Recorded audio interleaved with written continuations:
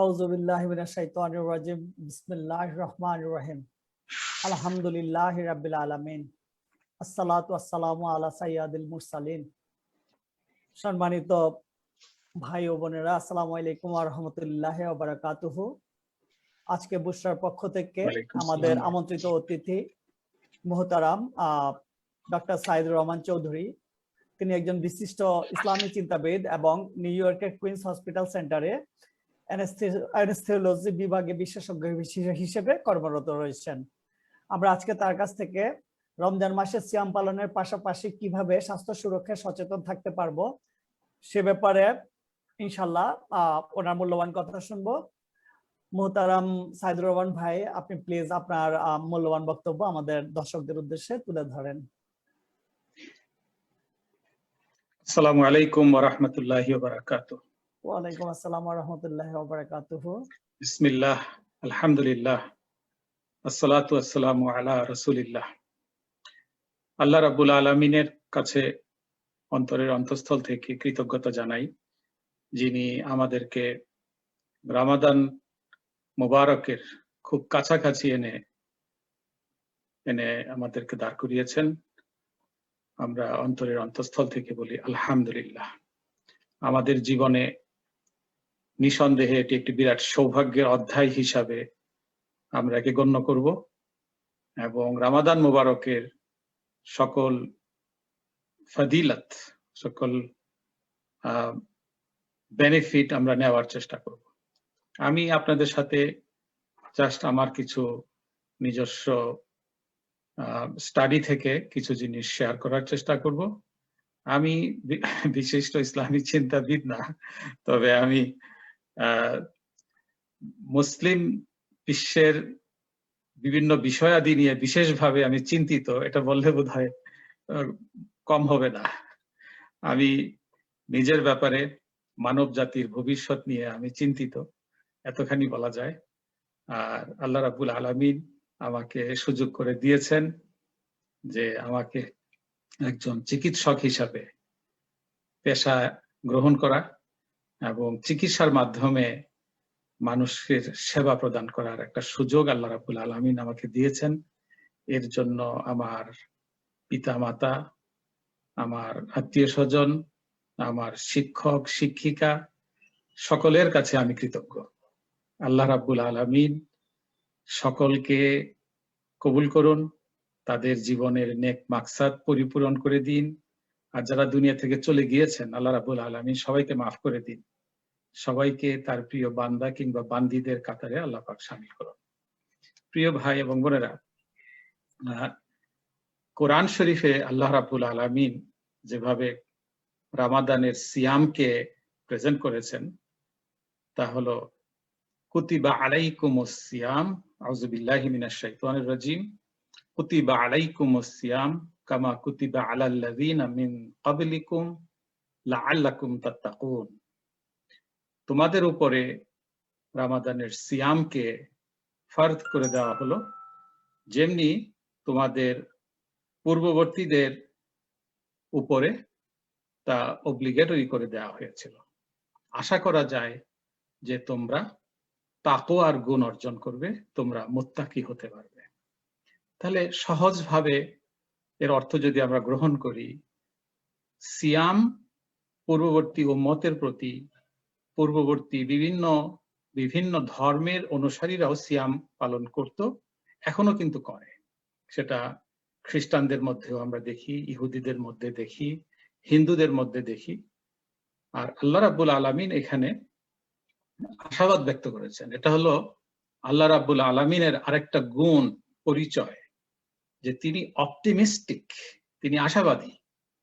লাআল্লাকুম তাত্তাকুন, তোমরা তাকওয়া অর্জন করবে, এটা আশাবাদী। তাহলে এর মাধ্যমে কিন্তু আল্লাহ পাকের আশাবাদ আমরা পেলাম। সুবহানাল্লাহ।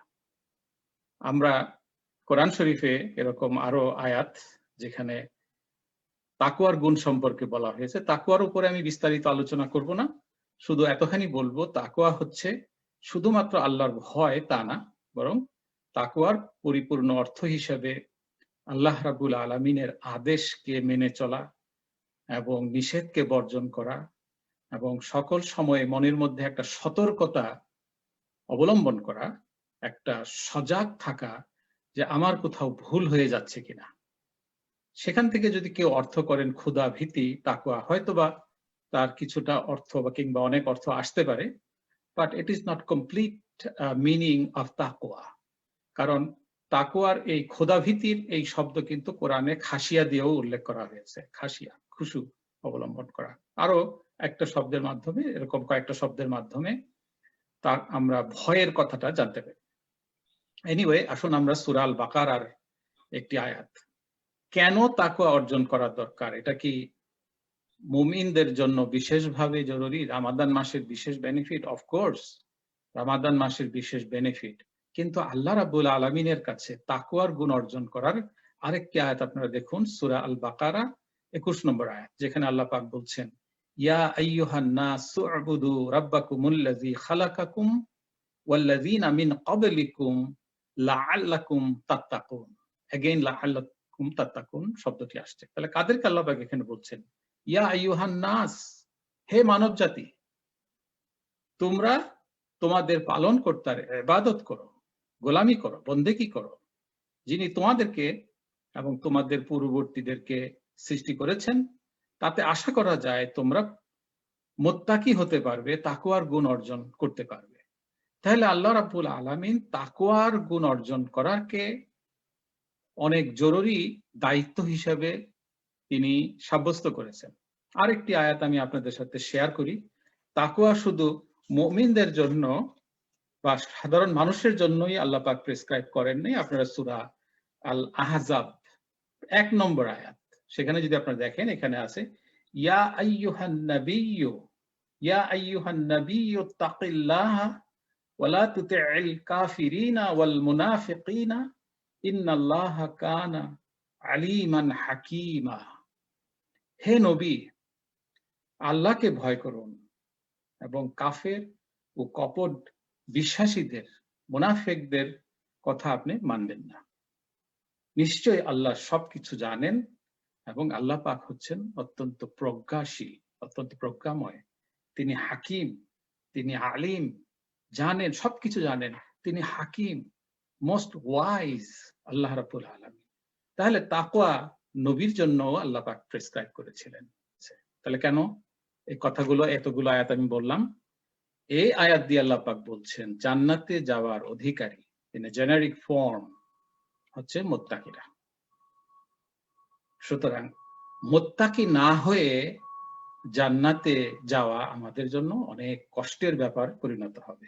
আল্লাহ রাব্বুল আলামিন মাফ করতে পারেন, সবাইকে মাফ করতে পারেন, কিন্তু জান্নাতের রাস্তায় আমাকে আসতে হলে মুত্তাকি হতে হবে। জাস্ট এই কথাটা বলার জন্যই আমি এই আয়াতগুলো আনলাম। এখন রামাদানের বেনিফিট, রামাদান শব্দটা আসছে রামজ থেকে, রামথ, যা হচ্ছে বার্ন করা, পুড়িয়ে ফেলা। তাহলে রামাদানে কি করা হয়? রামাদানে গুনাহকে পুড়িয়ে ফেলা হয়, গুনাহকে মাফ করে দেওয়া হয়। রামাদানে মানুষের প্রবৃত্তিকে বার্ন করে দেওয়া হয়। কিভাবে? রামাদানের সিয়াম হচ্ছে একটা লংগেস্ট একটা ইবাদত। যদি অন্য সকল ইবাদত মানুষ দেখতে পারে, অনেক ইবাদতই দেখতে পারে, কিছু কিছু ইবাদত হয়তো দেখতে পারে না, but in a generic form সাধারণভাবে বলা যায় যে ইবাদত মানুষ দেখতে পারে। আমি নামাজ পড়ছি কিংবা আমি দান করছি, কিন্তু রামাদানের সিয়াম ইজ কমপ্লিটলি ডিফারেন্ট। আমি গোপনে খাচ্ছি কি না এটা কারো বোঝার সাধ্য নেই, কারো বোঝার সাধ্য নেই। বাথরুমে গিয়ে কোনো কিছু পান করলাম কিনা, কিংবা লোকচক্ষুর আড়ালে কিছু আমি খেলাম কিনা। তাহলে রামাদানের ইবাদত হচ্ছে এমনই একটা ইবাদত, মনকে তৈরি করে আল্লাহ তাআলার আদেশ নিষেধ মেনে চলার, সতর্ক থাকার, আর সাথে সাথে সবসময় আমরা যেহেতু আল্লাহর আদেশ পালনের জন্যই এই সিয়াম পালন করছি, তাহলে আমাকে তৈরি করে আল্লাহ তাআলার সকল আদেশকে মেনে চলার, সকল নিষেধকে বর্জন করার।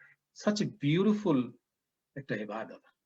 এবং হাদিসগুলোতে আমরা দেখতে পাই, আপনারা যদি রিয়াদুস সালেহিনে সবাই ইউজার ফ্রেন্ডলি হয়ে থাকেন, আমি বলবো যে কয়েকটি হাদিস এখানে নাম্বার সহ আমি উল্লেখ করতে পারি, যেগুলো আমাদের পরবর্তী স্টাডিতে হেল্প করবে। সেগুলো হচ্ছে 1188 নম্বর হাদিস রিয়াদুস সালেহিন থেকে, তারপরে 1189, 1188, 1189, 1190 এই হাদিসগুলো যদি দেখেন, তার সাথে 1219, 1219 সবগুলো হাদিসের সারমর্ম হচ্ছে এরকম। যেমন 1188 হাদিসে রাসূল সাল্লাল্লাহু আলাইহি ওয়াসাল্লাম বলছেন, মান কামা রমাদান ঈমানাও ওয়াহতিসাবান গুফিরা লাহু মা তাকাদ্দামা মিন যামবি। যে কেউ ঈমানের সাথে এবং ইহতিসাবানের সাথে, খাঁটি ঈমান নিয়ে এবং আল্লাহ তাআলার সন্তোষ অর্জন করার নিয়তে যে রমাদানের সিয়াম পালন করবে, তার পূর্বের সমস্ত গুনাহ মাফ করে দেওয়া হবে। এটা হচ্ছে বুখারী এবং মুসলিম শরীফ থেকে নেওয়া হাদিস। এই হাদিসটা পার্টিকুলারলি 1188, এটা এখন শুধু মুসলিম শরীফের কথা রিয়াদুস সালেহিনে মেনশন করা হয়েছে। তারপরে অন্যান্য হাদিস লাইলাতুল কদর সম্পর্কে বলা হয়েছে, যেটা 1000 মাস থেকেও উত্তম। সেদিন, সে রাতটি কবে হবে, নবী করিম সাল্লাল্লাহু আলাইহি ওয়াসাল্লাম নির্দিষ্ট করে বলেননি। তিনি তাগিদ দিয়েছেন যে তোমরা শেষ 10 দিন কিংবা শেষ 7 দিন রমাদান মাসে তোমরা অনুসন্ধান করো। আর এই কারণে আমরা নবী করিম সাল্লাল্লাহু আলাইহি ওয়াসাল্লামের সুন্নাহ হিসেবে দেখতে পাই যে তিনি রমাদানের শেষ 10 দিন খুব উঠে পড়ে ইবাদত বন্দেগীতে নিজেকে নিয়োজিত করতেন। তিনি ইতিকাফ করতেন, মসজিদে অবস্থান করতেন এবং সকল রকম ইবাদত বন্দেগীতে তিনি নিজেকে ব্যস্ত রাখতেন। তাহলে এই হাদিসে এখানে বলে দিচ্ছে যে মান কামা, 1189 নম্বর হাদিসে, যে মান কামা লাইলাতুল কদর ঈমানাও ওয়াহতিসাবান গুফিরা লাহু মা তাকাদ্দামা মিন যামবি। যে রমাদানে কিয়াম করবে ঈমানের সাথে এবং আল্লাহ তাআলার সন্তুষ্টি অর্জনের নিয়তে, তার পূর্বের সমস্ত গুনাহ মাফ করে দেওয়া হবে। তাহলে এখানে লাইলাতুল কদর সম্পর্কে বলা হয়েছে যে কদরের রাত্রিতে, লাইলাতুল কদর, কদরের রাত্রিতে যে ইবাদত বন্দেগী করবে, যে কিয়াম করবে, আল্লাহ তাআলা পূর্বে তার সমস্ত গুনাহ মাফ করে দিবেন। 1219 নম্বর হাদিসে বলা হয়েছে, মান সামা রমাদান ঈমানাও ওয়াহতিসাবান গুফিরা লাহু তাকাদ্দামা মিন যামবি। এখানে সিয়ামের কথা বলা হয়েছে। মান সামা, আরেকটিতে মান কামা, কিয়াম করা, আরেকটি হচ্ছে লাইলাতুল কদর। তাহলে তিনটি হাদিস, অলমোস্ট সেম ল্যাঙ্গুয়েজ। একটি হলো সিয়াম পালন করা, একটি হলো কিয়াম করা, আর একটি হলো লাইলাতুল কদর। তাহলে রমাদান মাস আমাদের জীবনের একটা বিরাট বেনিফিট। নবী করিম সাল্লাল্লাহু আলাইহি ওয়াসাল্লাম কিভাবে এই মাস আদায় করতেন? তিনি ইবাদত বন্দেগীতে নিজেকে সার্বক্ষণিক নিয়োজিত করতেন। বেশি বেশি করে দান খয়রাত করা তিনি করতেন। তারপরে তিনি লাইলাতুল কদর সন্ধান করতেন, ইতিকাফ করতেন এবং আল্লাহ তাআলার কাছে তিনি মাগফিরাত চাইতেন। যে সবচেয়ে উত্তম দোয়া নবী করিম সাল্লাল্লাহু আলাইহি ওয়াসাল্লাম শিক্ষা দিয়েছেন যে আল্লাহ রাব্বুল আলামিনের কাছে দোয়া করা, নিজের গুনার জন্য দোয়া করা, গুনাহ মাফের জন্য দোয়া করা, যে হে আল্লাহ, তুমি ক্ষমা করা, তুমি ক্ষমাশীল, ক্ষমা তুমি পছন্দ করো, সুতরাং তুমি আমাকে ক্ষমা করে দাও।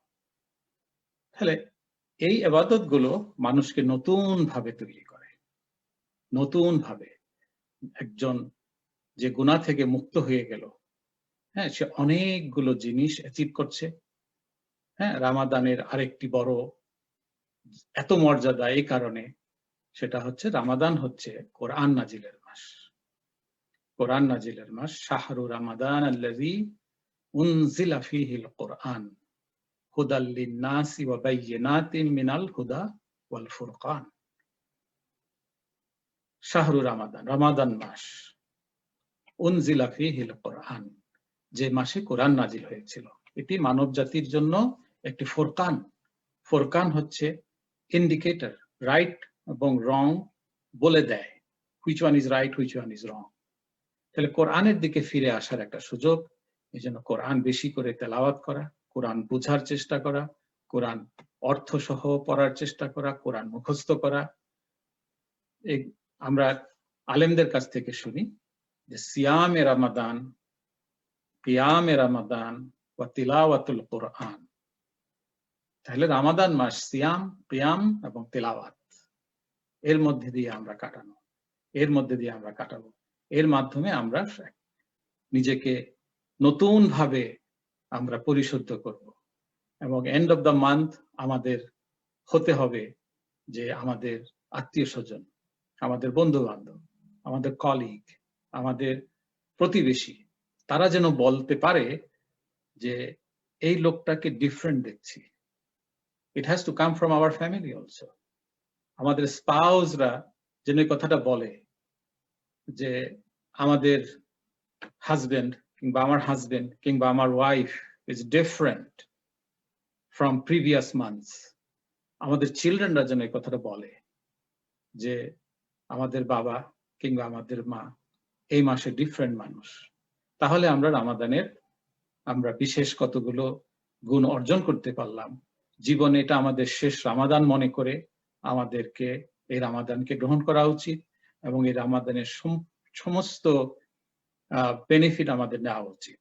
আর এর থেকে আমি কয়েকটি বিষয় এবং আমাকে বলা হয়নি আমার টাইম কতখানি, তা আমি খুব দীর্ঘ করব না, আবার একেবারে খুব সংক্ষেপে শেষ করতেও যেন একটা কেমন যেন লাগছে। ইনশাল্লাহ আমি চেষ্টা করব যে একটা রিজনেবল টাইমে আমার বক্তব্য। না, অসুবিধা নেই, আপনি কন্টিনিউ করেন। আমাদের দর্শকরাও এর মাঝে আমাদের কিছু প্রশ্ন করেছেন, যেটা যে আমাদের যে টপিকটা যে সিয়াম সাধনার মাঝে আমরা কিভাবে আমাদের স্বাস্থ্য সুরক্ষা করব এবং সিয়াম যেভাবে আমাদের স্বাস্থ্য সুরক্ষায় বেনিফিট দেয়, যে উপকারিতাগুলো দেয়, সেটাও একটু বেশ কিছু কোশ্চেন আসছে যে আপনার কাছে জানতে চাচ্ছে। ইনশাআল্লাহ আমি এখন স্বাস্থ্য বিষয়ে কয়েকটা জিনিস আলোচনা করতে চাই। দীর্ঘ আলোচনা যদি স্বাস্থ্য বিষয়ে আমি করি অনেক দীর্ঘ হবে, সেদিকে না গিয়ে বরং সংক্ষিপ্ত কতগুলো জিনিস এখান থেকে আমরা বেছে নেওয়ার চেষ্টা করি। স্বাস্থ্য বিষয়ে বিশেষ করে বাংলাদেশে ডাক্তার জাহাঙ্গীর কবির সাহেব যে একটা নতুন উৎসাহ সৃষ্টি করেছেন অনেকের মাঝে, ইটস বিউটিফুল। আমি একজন চিকিৎসক হিসেবে অত্যন্ত নিজেকে সৌভাগ্যবান মনে করি যে আমাদেরই এক বন্ধু চিকিৎসক, তিনি বাংলাদেশে সহ সারা দুনিয়ার বাংলাদেশি মানুষরা ওনার কাছ থেকে যে ডায়েট অ্যাডভাইস পাচ্ছেন, হ্যাঁ, দ্যাটস রিয়েলি বিউটিফুল। একটা আমাদের সকলের জন্য এর মধ্যে উপকার রয়েছে। তো মূল কথা হচ্ছে বর্তমান সময়ে আমি national institute of health America, তাদের এফিলিয়েটেড বা তাদের কতগুলো উইং, একটা হচ্ছে national institute of heart, lung and blood, national institute on ageing NIA, এরা হচ্ছে ন্যাশনাল ইনস্টিটিউট অফ হেলথেরই পার্ট। তো তাদের বেশ কিছু আর্টিকেল আমি পড়ে যা বুঝলাম, তারা ফাস্টিং এর উপরে, বিশেষ করে ফাস্টিং কতখানি স্বাস্থ্যের জন্য ভালো, এই বিষয়ে সুন্দর কিছু আর্টিকেল আমি পেলাম। আপনারাও চাইলে শেয়ার করতে পারেন, আপনারা গুগল সার্চ করে দেখতে পারেন যে national institute NIH recommendation on diet, তাহলে আপনি অনেকগুলো আর্টিকেল এখানে পেয়ে যাবেন। বিউটিফুল। এর মূল কথা দাঁড়াচ্ছে এই, যদি কেউ ফাস্ট করে, এবং তাদের রেকমেন্ডেশন হচ্ছে যে 6 ঘন্টা খাওয়া, দ্যাট ইজ 8 ঘন্টা। একটা স্টাডিতে তারা দেখিয়েছে 8 ঘন্টা, এটা হার্ভার্ড ইউনিভার্সিটি এই গবেষণাটা চালিয়েছিল। সকাল 7টা থেকে বিকাল 3টা বা দুপুর 3টা, 7 AM to 3 PM, তাহলে এখানে 8 আওয়ার্স হয়। 8 আওয়ার্স হচ্ছে খাওয়ার time. Are from 3 PM to 6:59 AM হলো ফাস্টিং টাইম। তো এরকম তারা একটা গ্রুপের স্টাডি করে দেখেছে 2 মাস পরে, এবং বডির মেটাবলিক সিস্টেমে তার কি বেনিফিট। আরেকটা গ্রুপের তারা স্টাডি করে দেখিয়েছে, এটা আমি যেটা বলছি এখন, এটা হার্ভার্ড ইউনিভার্সিটি এই আর্টিকেলটা পাবলিশ করেছে। তার আরেকটা গ্রুপ দেখিয়েছে 12 hours feeding time, 7 AM to 7 PM, আর ফাস্টিং টাইম হচ্ছে 7 PM to 7 AM, 12 আওয়ার্স। তাহলে দুইটা গ্রুপে তারা বেনিফিট খেয়াল করে দেখলো যে যারা 8 আওয়ার্স ফিডিং টাইম আর 6 আওয়ার্স ফিডিং টাইম, নাকি আমি ভুল বলছি, 16 hours fasting time, 8 hours feeding time যারা মেনটেন করে, দেখা গিয়েছে যে তাদের ব্লাড সুগার লেভেল কন্ট্রোল থাকে এবং তাদের বডি ওয়েট কন্ট্রোল থাকে, আইডিয়াল বডি ওয়েটের মধ্যে থাকে, তাদের ব্লাড প্রেশার কন্ট্রোল থাকে, এবং তারা আশা করছে এর মাধ্যমে, যদিও তারা সাবস্টেন্সিয়াল এভিডেন্স দিতে পারেনি, যে এর মাধ্যমে বডির ইমিউনিটি হচ্ছে বডির রোগ প্রতিরোধ ক্ষমতা, ইমিউনিটি ইমপ্রুভ করে এবং তাদের স্কিনে এইজের যে ইফেক্ট আছে, যে চামড়া ভাঁজ পড়ে যাওয়া, এগুলো থেকে তারা বাঁচতে পারে। এবং আরো আর্টিকেল, এটা ওয়াইডলি এখন অনেকে প্র্যাকটিস করেন, যে ইন্টারমিটেন্ট ফাস্টিং নামে, IF আপনারা দেখতে পারেন, ইন্টারমিটেন্ট ফাস্টিং। এর সারমর্মটা হলো, যারা ইন্টারমিটেন্ট ফাস্টিং করে 8 আওয়ার্স ফিডিং টাইম এবং 16 আওয়ার্স হলো ফাস্টিং টাইম, তাদের তারা মেন্টালি ভালো, মানসিকভাবে ভালো ফিল করে, শারীরিকভাবে তারা লাইট ফিল করে, তাদের ব্লাড গ্লুকোজ লেভেল, তাদের ব্লাড প্রেশার এবং তাদের অনেকগুলো কাজ তারা ভালোভাবে পায়। তাহলে এই প্রসঙ্গে আমি একটু বলে নেই, যেহেতু হেলথের ব্যাপার কথা আসছে, হেলথের ডেফিনিশন যেটা ওয়ার্ল্ড হেলথ অর্গানাইজেশন দিয়েছে, এটা কিন্তু অনেক ব্যাপক। হেলথ হচ্ছে যে ভাই, আমি ছোট্ট একটু আপনাকে ডিস্টার্ব করে, এক্সট্রিমলি সরি। একটা প্রশ্ন এসেছে যে রোজা রেখে কি আমরা করোনা বা এই টাইপের প্রাণঘাতী রোগের সিরামটা বা ভ্যাকসিনটা নিতে পারি? এটা আমি আনসার ইনশাআল্লাহ করব। করোনার উপরে আমার কয়েক মিনিট আলোচনা থাকবে, ইনশাআল্লাহ আমি উত্তর দিব। তো আমি যেটা বলছিলাম, যে হেলথের definition, state of well being, state of physical, mental and social well being. কেমন? Not merely absence of diseases. Absence of ডিজিজকে স্বাস্থ্য বলা হয় না, বরং শারীরিক, মানসিক এবং সামাজিক একটা অবস্থান, যার মাধ্যমে একজন ব্যক্তি নিজে খুব ভালো অনুভব করবে, এটা হচ্ছে হেলথের ডেফিনিশন। এবং এই ডেফিনিশন হচ্ছে ওয়ার্ল্ড হেলথ অর্গানাইজেশনের। তাহলে এদিক থেকে আমরা যদি চিন্তা করি, আমাদের অনেক কিছু কিন্তু জীবনে আনহেলদি অনেক কিছুতে পরিপূর্ণ, সেটা ফিজিক্যাল হোক, সেটা মেন্টাল হোক, কিংবা সোশ্যাল হোক। তাহলে স্বাস্থ্য সুরক্ষার বিষয়ে আমরা যখন কথা বলবো, তখন ফাস্টিং ছাড়াও আমাদের কতগুলো কাজ আমাদের বিশেষভাবে করতে হবে। সেটা হলো, কি খাচ্ছি তা হিসাব করে খাওয়া, জেনে শুনে খাওয়া, বুঝে খাওয়া, কতখানি খাচ্ছি জেনে শুনে খাওয়া, বুঝে খাওয়া। আর স্বাস্থ্য সুরক্ষার জন্য যা অত্যন্ত প্রয়োজন, তা হচ্ছে ফিজিক্যাল এক্সারসাইজ। হ্যাঁ, national institute of health America suggest করে, তাদের রেকমেন্ডেশন, যে এভরি অ্যাডাল্ট পারসন, কেমন, ইন দিস কান্ট্রি, আমেরিকাতে প্রতিদিন মিনিমাম 30 মিনিট তারা ব্যায়াম করবে। 30 মিনিট ব্যায়ামের মধ্যে যাতে মোটামুটি হার্ট রেট নর্মাল লেভেলের চেয়ে বৃদ্ধি পেয়ে 30 কিংবা 40 হার্ট রেট যাবে, কিংবা কেউ একটু ঘাম অনুভব করবেন, কিংবা কেউ একটু জোরে একটু হাঁপানি অনুভব করবেন, এটাকে বলা হয় exercise. 30 minutes of daily exercise. সেদিক থেকে চিন্তা করে দেখতে গেলে আমাদের অনেকের লাইফ কিন্তু আনহেলদি। কেমন? আসুন আমরা আবার হেলথের দিকে চলে যাই। হেলথের, তাহলে নবী করিম সাল্লাল্লাহু আলাইহি ওয়াসাল্লামের সহুর খুব সামান্য ছিল। তিনি সহুর কি দিয়ে করতেন? সহুর হয়তো তিনি খেজুর খেতেন, হ্যাঁ, এবং খেজুরের অনেকগুলো সায়েন্টিফিক বেনিফিট, এর মধ্যে ক্যালোরি থাকে, এর মধ্যে ফাইবার থাকে, এর মধ্যে potassium, good amount of potassium থাকে, এবং এর মধ্যে অ্যান্টি অক্সিডেন্ট থাকে। ঠিক ইফতারে তিনি প্রাধান্য দিতেন যে খেজুর দিয়ে ইফতার করা, খেজুরের অ্যাবসেন্সে পানি। তাহলে রামাদানের স্বাস্থ্য সুরক্ষার জন্য সারমর্ম হিসেবে আমি কয়েকটি কথা বলবো। একটি হলো যে না খেয়ে মানুষ বরং মারা যায় কম। বর্তমান দুনিয়াতে খেয়ে মারা যাচ্ছে এই সংখ্যাটা কিন্তু অনেক অনেক বেশি। কেমন? আমেরিকাতে মোর দ্যান 40% অ্যাডাল্ট পপুলেশন হচ্ছে ওবিস কিংবা ওভারওয়েট। বেশি খেয়ে লোকেরা বহু ডিজিজ ক্যাচ করছে। কি কি ডিজিজ ক্যাচ করে? সেটার মধ্যে ডায়াবেটিস, সেটার মধ্যে হাই ব্লাড প্রেশার, তারপরে হাই কোলেস্টেরল, এবং হাই কোলেস্টেরল থেকে যে সমস্ত কমপ্লিকেশন হয়, হার্ট অ্যাটাক, স্ট্রোক, এগুলো হচ্ছে। তাহলে ফাস্টিং একটা বিউটিফুল একটা কিওর, একটা ট্রিটমেন্ট এনে দিচ্ছে। সেটা হলো যে ইনসুলিন সেন্সিটিভিটি বাড়ায়। ডায়াবেটিস হয় ইনসুলিন সেন্সিটিভিটি যখন লস করে। তাহলে বডিতে সেলের ভিতরে গ্লুকোজকে ঢুকায় হচ্ছে ইনসুলিন। ইনসুলিন যখন ইনসেন্সিটিভ হয়ে যায় তখন কিন্তু বডির সেলগুলো গ্লুকোজ পাচ্ছে না, অথচ মানুষ খাচ্ছে বেশি, তাহলে সেটা ফ্যাটে কনভার্ট হয়, ওজন বাড়ছে। হার্টের মানে রামাদানের এই ফাস্টিং এর একটা বেনিফিট, বিউটিফুল বেনিফিট। তাহলে আমার কনক্লুশন হচ্ছে রামাদানের ফাস্টিং আমাদের জন্য শারীরিকভাবে, মানসিকভাবে বিরাট উপকার এনে দেয়। আর রুহানি যে উপকার, আমরা নিষ্পাপ মানুষে পরিণত হতে পারি, আল্লাহ তাআলার কাছে গুনাহ থেকে আমরা মাফ পেতে পারি। আর যেখানে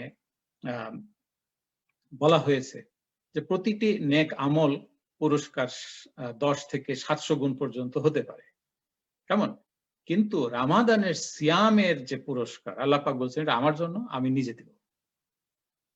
তাহলে অগণিত একটা বেনিফিট। এখন আসুন শেষ দিকে এসে করোনা, কোভিড-19 মানব জাতির ইতিহাসে সম্ভবত প্যান্ডেমিক একই সময়ে সারা ওয়ার্ল্ডে ছড়িয়ে পড়া এরকম প্যান্ডেমিক কিন্তু ইতিপূর্বে দেখা যায়নি, এটাই অনেক এক্সপার্টরা বলছেন। কলেরা এক জায়গায় হয়েছে, এটা আস্তে আস্তে আস্তে ট্রান্সমিট হয়েছে বিভিন্ন জায়গায়। মানব জাতি সবচেয়ে বেশি এফেক্টেড হয়েছে সম্ভবত প্লেগ দ্বারা। প্লেগে বেশি লোক মারা গিয়েছে, তাও এক জায়গা থেকে শুরু হয়ে আস্তে আস্তে অন্যান্য জায়গায় গিয়েছে। কিন্তু কোভিড-19 প্যান্ডেমিক কিন্তু almost at the same time সারা ওয়ার্ল্ডে ছড়িয়ে পড়ল, এবং বর্তমানে আমেরিকা সবচেয়ে বেশি পর্যদস্ত। যদিও আমেরিকার সবকিছু দিয়ে চেষ্টা করছে, বাট স্টিল এটা আউট অফ কন্ট্রোল বলা যাচ্ছে।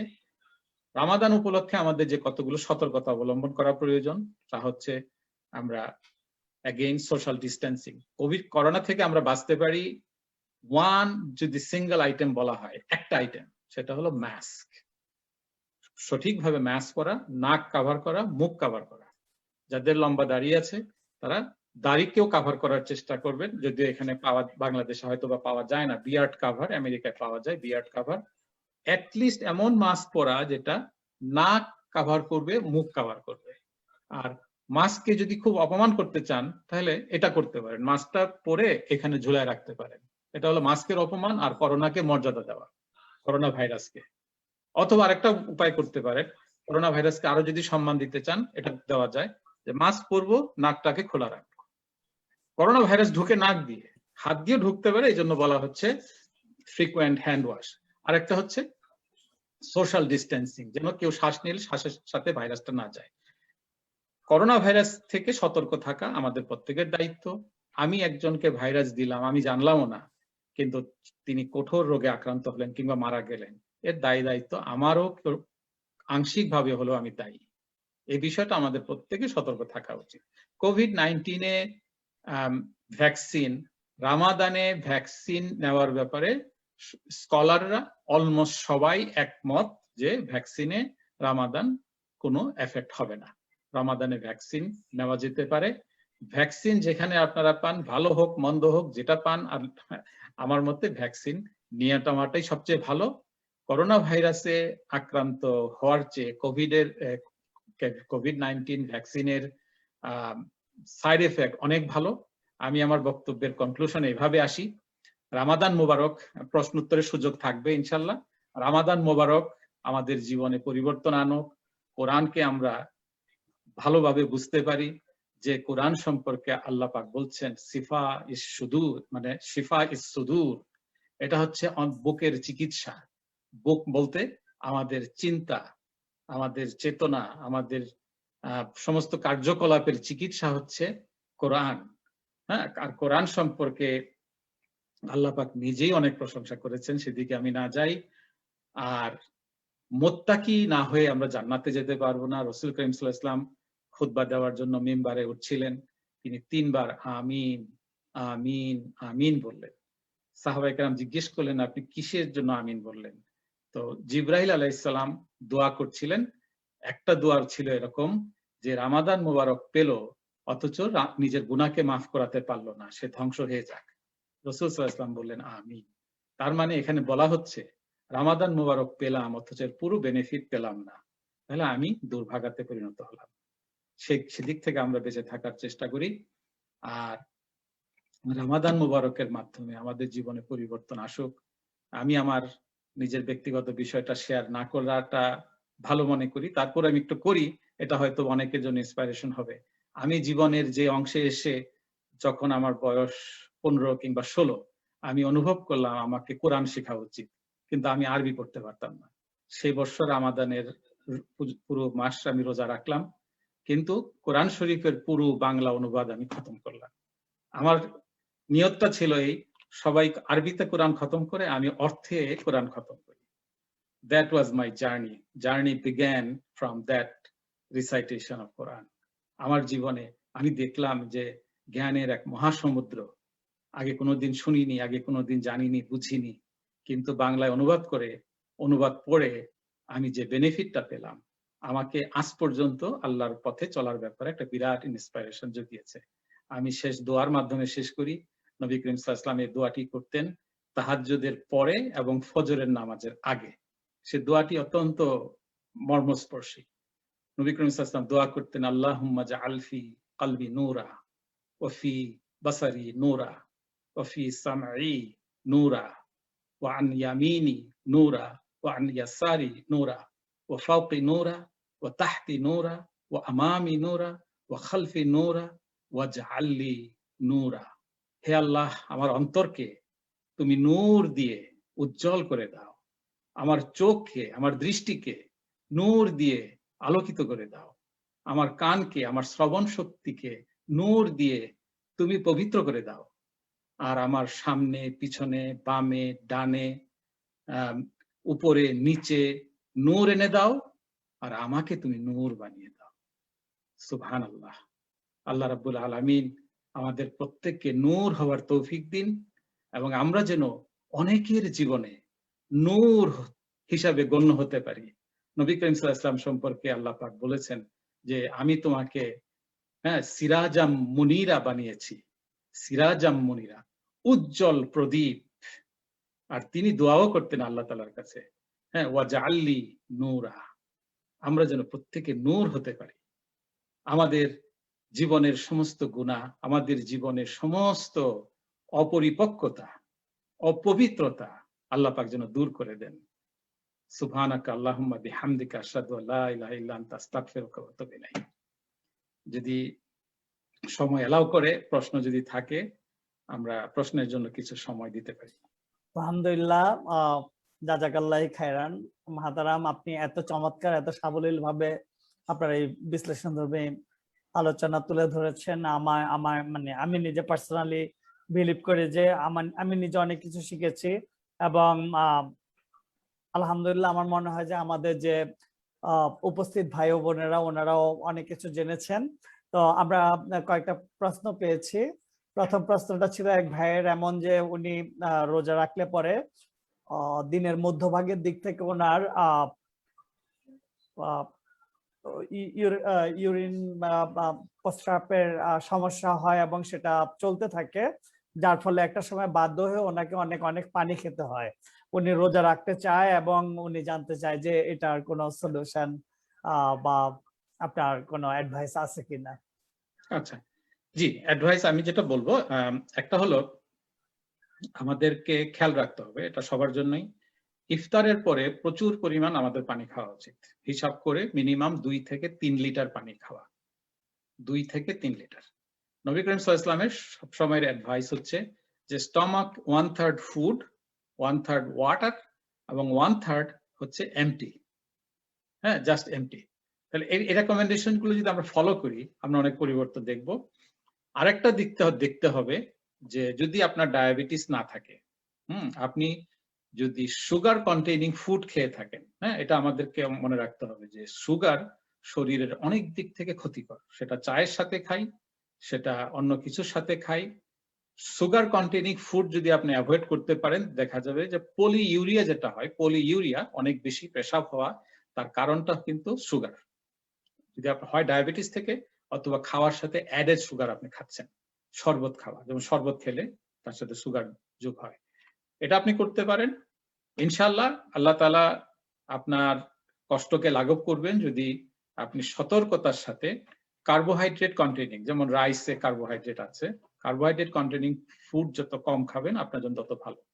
আরেকটা কথা বলা হয়নি, এটা বললে ভালো হতো, যে সেটা হলো রামাদানের ইফতার এবং সুহুর দুটাতেই আমাদের খুব হেলদি ফুড চয়েস করা উচিত। সবচেয়ে আনহেলদি ফুডগুলোর মধ্যে সম্ভবত রিফাইন্ড সুগার, যেটা আমরা শরবতের সাথে খাই, চায়ের সাথে খাই, কফির সাথে খাই, এগুলো খুব দ্রুত গ্লুকোজে পরিণত হয়ে যায়, হঠাৎ ব্লাড গ্লুকোজ লেভেলকে উপরে উঠিয়ে দেয়, আবার তখন ইনসুলিন চলে আসে, ইনসুলিন এসে হঠাৎ আবার নামিয়ে দেয়। এতে হয় কি সবসময় একটা up and down glucose level চলতে থাকে, এটা শরীরের জন্য ক্ষতিকর, এটা ক্ষুধার জন্য ক্ষতিকর। সেজন্য অ্যাডেড কোনো সুগার আমরা না খাবো, চেষ্টা করবো শরবত না খেতে, বরং পানি, প্লেন ওয়াটার খাই, তার সাথে আমরা জাস্ট এক চিমটি লবণ দিতে পারি, এক চিমটি আমরা একটু হানি, মধু যোগ করতে পারি, অথবা খেজুর খেলেই সেটা কভার করে যায়।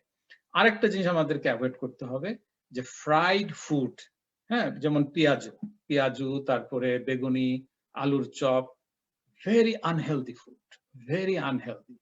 সমস্ত ফ্যাটকে বলা হয়, একটা হলো যে সমস্ত ফ্যাট লিকুইড অবস্থায় রুম টেম্পারেচারে থাকে, যেটা অয়েল, বাংলায় তেল বলি, সেগুলো বেটার দেন যেটা সলিড অবস্থায় থাকে, যেমন বাটার, চিজ, হ্যাঁ, এগুলো খারাপ।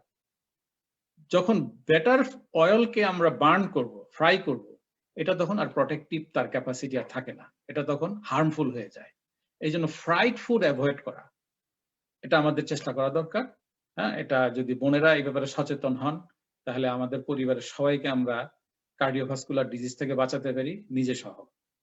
Avoiding fried food, avoiding extra salt, avoiding extra sugar, আর পেট ভরে ইফতার না করা, পেট ভরে না করা, বরং আমরা সহুরটাও পেট ভরে না করা, বরং এমন একটা অ্যামাউন্ট আমরা খাবো যেটা ক্ষুধা দূর করবে, বডির নিউট্রিশন কভার করবে, আবার খেয়ে যেন টায়ার্ড না লাগে। রমাদানে যেটা দেখা যায় সকালবেলা একটু বেশ টায়ার্ড লাগে, তার মূল কারণ হচ্ছে যে ফিল্ড আপ স্টমাক যদি ভর্তি থাকে ফুডে, অস্বস্তি বোধ হয়, দুপুর থেকে আবার একটু ভালো লাগা শুরু করে। কিন্তু আমরা এটা খেয়াল করলে হবে। তো যে ভাই কিংবা বোন প্রশ্ন করেছেন যেটা ইউরিন কন্টেন্ট, ইনশাআল্লাহ আল্লাহ পাক রহম করবেন, আল্লাহ পাক আপনাকে অনেক অনেক ইনশাআল্লাহ স্বাস্থ্যবান করে দিবেন রমাদানের শেষে। আলহামদুলিল্লাহ, জাযাকাল্লাহ খাইরান। আরেকটা কোশ্চেন ছিল আরেক ভাইয়ের, যে রোজার দিনে ওনার বা রোজা লাগলে পরে ওনার হাত পা প্রচন্ড জ্বালা পোড়া করে, তো উনি অনেক পানি খায় রোজার আগে, মানে ইফতার সেহরির আগে থেকে এবং ইফতারের পরে, বাট স্টিল আপনার রোজার দিনে রোজা রাখলে পরে ওনার হাত পায়ে জ্বালা পোড়াটা অনেক বেশি বেড়ে যায় এবং আনবিয়ারেবল হয়। সেক্ষেত্রে উনি আপনারা একটু সাজেশন চেয়েছেন। আচ্ছা, কেন হতে পারে এক বাক্যে বলা মুশকিল, অনেকগুলো কারণ হতে পারে। আপনার যদি ডায়াবেটিস না থাকে, যাদের ডায়াবেটিস সাধারণত 15 বছর ডায়াবেটিস হলে all different kinds of complication শুরু হয়। আর যাদের ডায়াবেটিস আনকন্ট্রোল ডায়াবেটিসে এটা পলিনিউরোপ্যাথি যেটা বলে, যে বিভিন্ন নার্ভ গুলো কিছু না কিছু ভাবে এফেক্টেড হয়। পলিনিউরোপ্যাথি যদি ডায়াবেটিস থেকে হয়, তাহলে এটা হলো আপনি ডায়াবেটিসকে কন্ট্রোল করতে হবে, গ্লুকোজ লেভেল কন্ট্রোল করতে হবে। আরেকটা কারণ হতে পারে যে যদি আপনি এনাফ মানে ব্যালেন্সড পরিমাণ প্রোটিন না খান, কারণ মাসল ব্রেকডাউন শুরু হয় মানে 8 আওয়ার্স 12 আওয়ার্স এর ফাস্টিং এর পর থেকে, মাসল থেকে তখন প্রোটিন টেক ওভার। আমাদের লিভারে গ্লুকোজ স্টোর থাকে গ্লাইকোজেন আকারে, 12 ঘন্টা থেকে 24 ঘন্টা এই গ্লাইকোজেন গ্লুকোজ সাপ্লাই দিয়ে যাবে। যখন গ্লুকোজ লেভেল কমে যাবে তখন মাসল থেকে অ্যামিনো অ্যাসিড বের হবে প্রোটিন থেকে, তখন মাসল ক্র্যাম্প হতে পারে। মাসল ক্র্যাম্প, এটার জন্য আপনাকে ব্যালেন্সড অ্যামাউন্ট অফ প্রোটিন নিতে হবে। আর একটা হলো যে হাঁটাহাঁটি করা। হ্যাঁ, হাঁটাহাঁটি is a very good exercise. হ্যাঁ, অনেককে আমি সাজেস্ট করি, আমি পার্সোনালি চেষ্টা করি ডেইলি 3 to 4 মাইলস, 3 থেকে 4 মাইল হাঁটতে। আমি দেখছি আই ফিল মাচ বেটার। আমাদের যিনি প্রশ্ন করেছেন উনি এর মাঝে জানালেন যে ওনার ডায়াবেটিস বা ডায়াবেটিক কোনো প্রবলেম নেই, তারপরে উনি এই প্রবলেমটা ফেস করতেছেন। ইনশাআল্লাহ আল্লাহ পাক রহম করবেন আপনার প্রতি, আমরা দোয়া করি। আর আপনি মানসিকভাবে নিজেকে শক্ত রাখেন যে আপনার every suffering you are getting extra reward. প্রত্যেকটা সাফারিং এর জন্য আপনার গুনাহ আরো বেশি মাফ হচ্ছে, আরো বেশি আপনার রিওয়ার্ড আমলনামায় লেখা হচ্ছে। সুতরাং লেট ইট হ্যাপেন। রাসূল সাল্লাল্লাহু আলাইহি ওয়াসাল্লামের কাছে এক মানে সাহাবী আসলেন, মহিলা সাহাবী, ওনার ছিল মৃগী রোগ, মানে সিজার হতো। তো তিনি বললেন যে হে নবী, আল্লাহর নবী, আপনি কি আমার জন্য দোয়া করবেন, আমার জন্য এই রোগ থেকে যেন আল্লাহ মুক্তি দেন। তো নবী করিম সাল্লাল্লাহু আলাইহি ওয়াসাল্লাম বললেন, হ্যাঁ আমি দোয়া করতে পারি, তোমার রোগ চলে যাবে, হ্যাঁ, কিন্তু তোমার অনেক গুনাহ মাফ হওয়ার সুযোগ থেকে তুমি বঞ্চিত হবা, অনেক নেকি আমল মানে আমলনামায় লেখা থেকে তুমি বঞ্চিত হবা। তুমি কি চাও? তো তিনি বললেন, কিন্তু সিজর হলে আমার যখন খিঁচুনি আসে, আমার কাপড় চোপড়, আমার মনে হয় যে আমার হিজাব সঠিকভাবে মেইনটেইন করা হয়, এটার জন্য আপনি দোয়া করেন। এবং নবী করিম সাল্লাল্লাহু আলাইহি ওয়াসাল্লাম তাই দোয়া করলেন। তো আমরা ওই ভাইকে বা বোনকে যিনি প্রশ্ন করেছেন তার জন্য এই আমাদের দোয়া থাকবে ইনশাআল্লাহ। এর মাধ্যমে আপনাকে আল্লাহ রাব্বুল আলামিন অনেক পুরস্কার দিবেন। আপনি ধৈর্য ধারণ করুন, আপনি কন্টিনিউ করুন আপনার রমাদান, ইনশাআল্লাহ আপনি অনেক বেশি লাভবান হবেন এর মাধ্যমে। জি, জাযাকাল্লাহি খায়রান। অনেক চমৎকার একটা এবং উপকারী একটা আলোচনা আমরা আপনার থেকে শুনলাম। আপনাকে আমরা বুশরা পেজের পক্ষ থেকে, বুশরার অ্যাডমিন প্যানেল, ম্যানেজমেন্ট কমিটির পক্ষ থেকে, Islamic life of inspiration Facebook group তাদের অ্যাডমিন প্যানেলের পক্ষ থেকে, এবং লাইফ উইথ হলি কোরআন, এই পেজগুলোতে আপনার আলোচনাটা লাইভে ছিল। তো এবং আমাদের যে আজকের ভিউয়ার ভাই বোনেরা, সবার পক্ষ থেকে আপনাকে আন্তরিক কৃতজ্ঞতা জানাচ্ছি। আমরা আশা প্রকাশ করতেছি ইনশাল্লাহ সামনে আমরা আরো পর্বে আপনার কাছ থেকে আপনার মূল্যবান বক্তব্য শুনবো সিয়ামের উপরে, ইসলামের মৌলিক বিধানের উপরে। তো আজকে আপনি আপনার আমরা শুনেছি আপনি লম্বা একটা টাইম হসপিটালে স্পেন্ড করার পর ডিউটি করে এসেও আপনি আমাদের সময় দিয়েছেন, এই জন্য আপনাকে বিশেষভাবে কৃতজ্ঞতা জানাচ্ছি। আপনি আমাদের জন্য দোয়া করবেন, আমাদেরও আপনার জন্য দোয়া থাকবে। আমরা সবাই দোয়া করি আপনি সুস্থ, সুন্দর এবং নিরাপদ থাকুন। মহান আল্লাহ তাআলা আপনাকে নেক হায়াত দান করুন। আমরা সবার থেকে বিদায় নিচ্ছি। আসসালামু আলাইকুম, আল্লাহ হাফেজ। আমিও কৃতজ্ঞ। আল্লাহ পাক আমাদের সবাইকে কবুল করুন এবং আমার পুরো মানব জাতিকে আল্লাহ পাক সঠিক দিক নির্দেশনা দিন, এবং আমরা যেন পুরো মানব জাতির জন্য সাক্ষী হতে পারি। আল্লাহ পাক কোরআন শরীফ বলেছেন, কাযালিকা জাআলনাকুম উম্মাতাও ওয়াসাতা লিতাকুনু শুহাদা আলান নাস ওয়া ইয়াকুনা রাসূলু আলাইকুম শাহিদা। তোমরা হচ্ছে একটা উত্তম মধ্যমপন্থী জাতি, হ্যাঁ, আদর্শবান জাতি। পুরো মানব জাতির জন্য তোমরা সাক্ষী হবে, আর তোমাদের জন্য সাক্ষী হবেন রাসূল সাল্লাল্লাহু আলাইহি ওয়াসাল্লাম। আল্লাহ পাক আমাদের সবাইকে কবুল করুন। আমি অত্যন্ত আনন্দিত। আল্লাহ পাক আমাদের সকলের জীবনের নেক মাকসাদ গুলোকে পুরো করে দিন। আসসালামু আলাইকুম ওয়া রাহমাতুল্লাহি ওয়া বারাকাতুহু। আল্লাহ হাফেজ। আসসালামু আলাইকুম। ওয়া আলাইকুম আসসালাম।